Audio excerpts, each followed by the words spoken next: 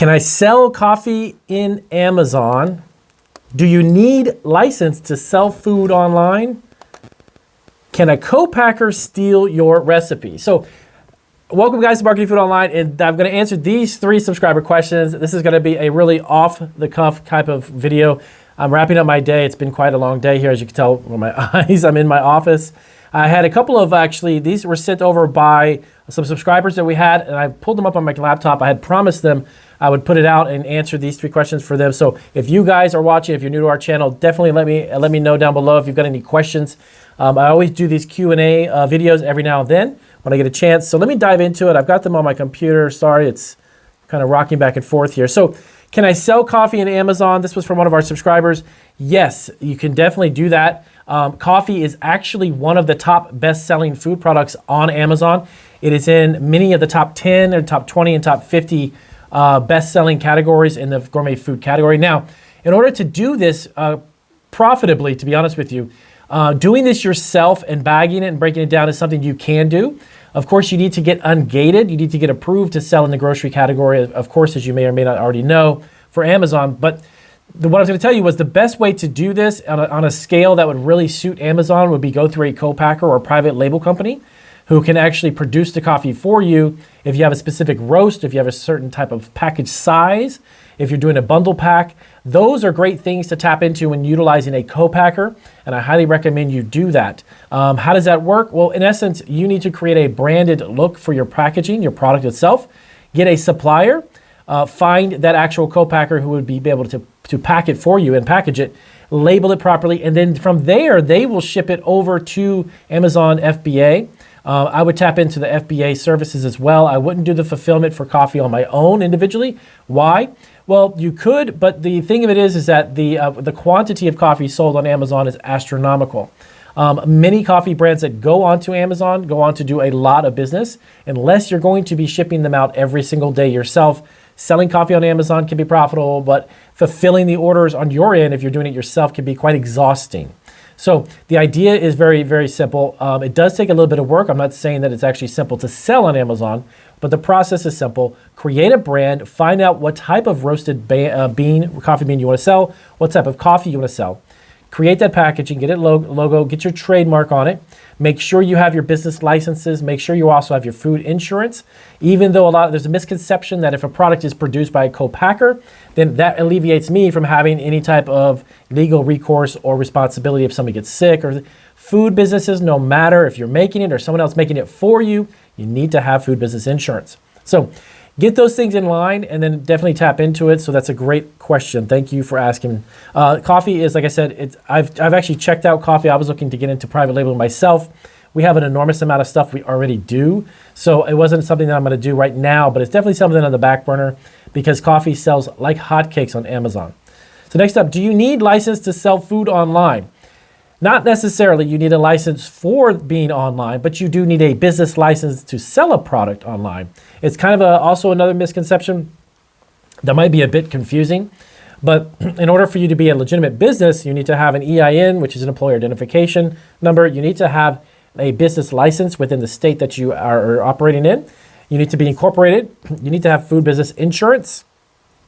So selling food online requires no special license per se, but being a legitimate business is something you need to take in mind as well.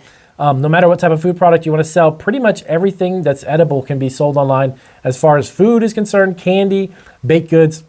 But just keep in mind that when you get your business license, there may be actually a section on the license that will ask you whether or not you're a brick and mortar or retail store or you're an e-commerce store. And I've seen that a lot on business licenses.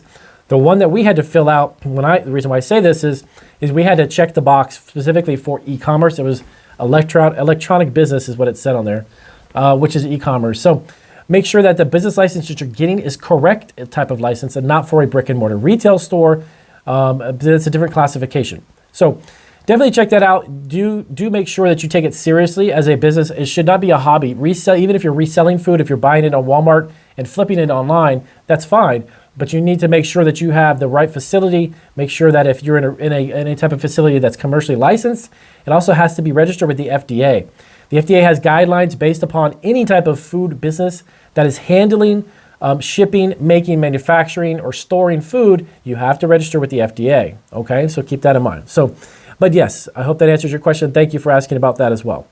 Can a copacker steal your recipe? No.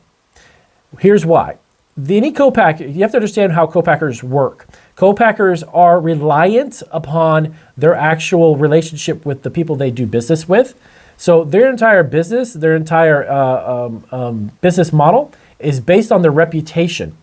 If they are in any situation where they've had business with customers or businesses that have done co-packing for them, where they've either duplicated or created or replicated any recipes, they won't be in business very long. So co-packers really, really rely upon their reputation and the fact that also there is a NDA. That is a non-disclosure agreement.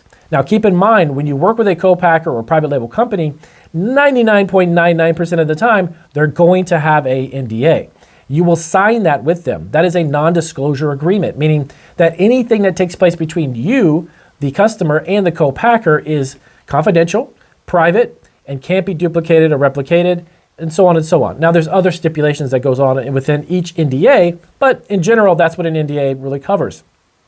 So, if you're going to deal with a co-packer, no matter what they are producing or making for you, make sure that you do sign a NDA agreement with them so they are aware of what they can and can't do. And obviously, stealing a recipe is probably not what they're in the market for.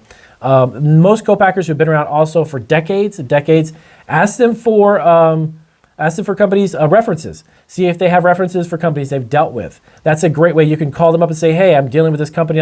When you work with them, how were they great with? You can do a little research. You can pick their brains. You can find out from clients who have worked with them, and then go from there. So, and also the length of time they've been in business is really important. Not saying that if it is a co-packer who just started 2 years ago is better off or worse than someone else that's been in business for 30 or 40 years. But if you find a co-packer who's been around for 25, 30 or 40 years or a couple generations, they're probably doing something right. So definitely more you can trust them more because they've got so many clients that they've worked with over the years.